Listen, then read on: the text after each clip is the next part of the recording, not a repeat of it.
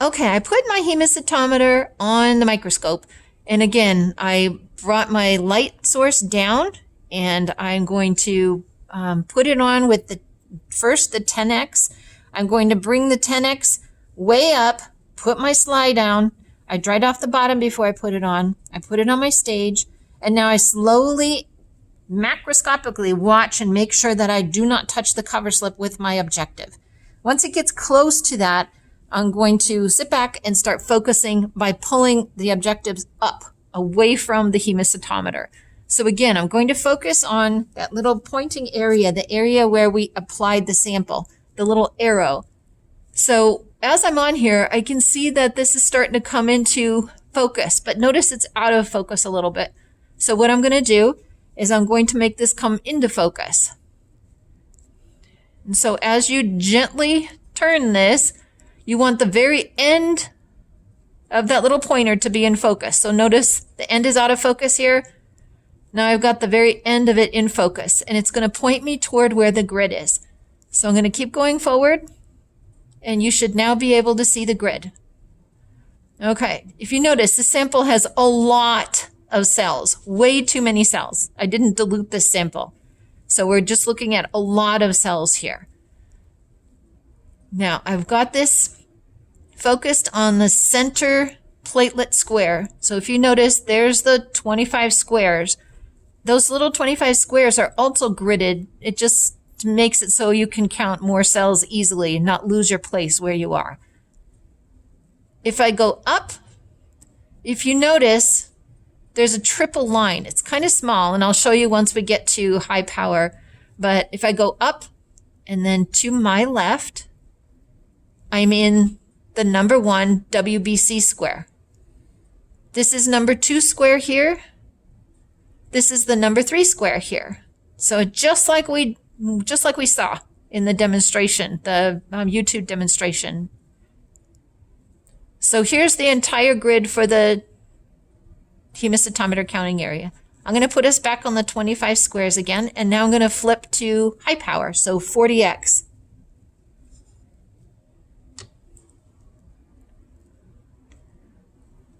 Okay, so this now will show you we're inside the 25 squares, the platelet square. And if you notice those triple lines there's triple lines on the left and the top. So remember, the left and the top is where you're going to count. The right and the bottom would not be where you would count. So I see a cell that looks like it's on the triple line on the left, but I can't actually see the triple lines. Okay. Would you count that cell? So can you see the triple lines? Tell me when you can see the triple lines. I can see the triple lines on the top. Uh-huh. But, okay, so do you count those cells on the triple lines? Correct. Anything that would be touching the triple line, you would count. Okay. Again, this is a very cellular specimen, and I would dilute this. I wasn't sure how many cells were in this sample, and so I just put it on. But looking across, if I was going to count only the the RBC squares, that would be this first one here. The triple lines will kind of show you where the end of your counting area is. So by knowing the triple lines are right there, I know that I'm on the top left corner square for the RBC. If I move across here, there's 5 squares, so that's 1, 2, 3, 4, 5. Again, if you notice above and to the right, it's not gridded as the same as what you're seeing with the WBC, or the platelet square. So again, that would be your counting area if I wanted to count the RBC squares. Looking at the cells in here, the vast majority of them are red blood cells. If you notice, there's some larger cells that show some granulation in them. Those are WBCs. So most of these are going to be RBC. The WBC are very limited in this. This is just a peripheral blood sample. So I'm going down now, 1, 2, 3. If I move over here, I am now in the dead center square of the hemocytometer. This is the center square of the platelet squares. So it's the RBC squares. If you remember, there's 5 squares. We count the 4 corners and the center. This is the center of that. Looking down here, again, Over to the left, this is the fourth RBC square. This one again, looking inside the fourth RBC square, you can see a white blood cell that's in the top gridded square right there. Next to it, there's another white blood cell, and there's also one right on the edge corner of the second little gridded square inside. Skipping over to the fourth one, you see another WBC. So you can definitely see the difference between the WBC. Again, if you stain this, they do stain a little more purple. Okay, let's go up and I'm going to show you the WBC squares. So I'm going all the way to the top until I see a triple line. Do you see the triple line there? Yes. Okay, so now I'm going to go all the way to the left. I'm going to keep going until I see another triple line. Okay. So seeing those two triple lines, I know that I'm at the edge, the top edge. So I am in square number 1. This would be the WBC square, the large WBC square. Notice this also has some gridding inside the WBC square. That's, again, to help you count. Again, this specimen would definitely need to be diluted.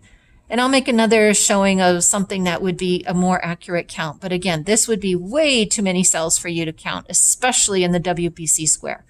But we're just going to go across and look at this. I'm going to keep going until I see a triple line. I'm at the end of the first WBC square. Going down, again, you would just go back across until I ran into the triple line again. I would do this until I counted the entire WBC square. Going across until I see that triple line. That tells me when to stop. I didn't see the triple line. Oops. Now can you see the triple yeah. line? Okay. Now I'm going to go down. Now you should see the triple line on the right and the triple line on the bottom. Not on the bottom. Now? Nope. Yep. Okay. So this is the bottom corner of the first WBC square. And again, you would only count the cells that are inside there. And going all the way across. And there's the triple line again. So now I'm done counting that first WBC square. If I wanted to go all the way to the next square number 3, which would be the second WBC square, I'm going to go all the way across. Up. And there should be a triple line on the top, triple line on the left. Can you see that? Yep. Okay, so that's the beginning of square number 3, which is the second WBC square. So now, again, I would just go across and count until I see the triple line again.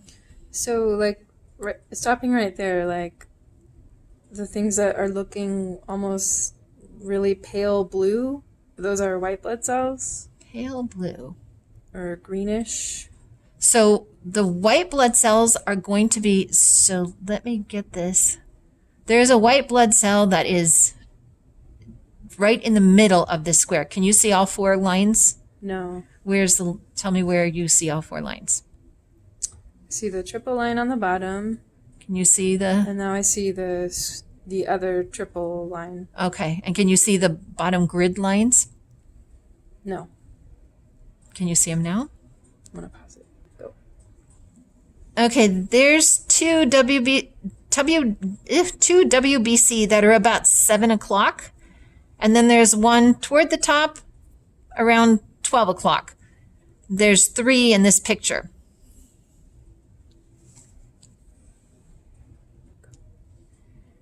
Okay, so this is just a quick introduction to kind of driving around the hemocytometer. Again, I'm going down, down, down, and I'm going to be going into the 9th square. And I'm at the 9th square for WBCs. You should see the triple lines on the right and on the top. Yeah, we just passed those. Okay. Mm-hmm. Okay, and again, you would just count across and count this square. Okay, so that's basically how you're going to do this. When you're done counting, and again, this has too many cells, but it was just for demonstration. When you're done counting, you would take the hemocytometer off and you would wash it down. You can use alcohol, but if you do use alcohol, it's very important to totally rinse it off. You want to make sure you don't have any residual alcohol on it because it will, what they call crenate your red cells. It will make them shrink up, and it's much more difficult to tell a red cell from a white cell at that point. Okay, this is the first demonstration of your hemocytometer.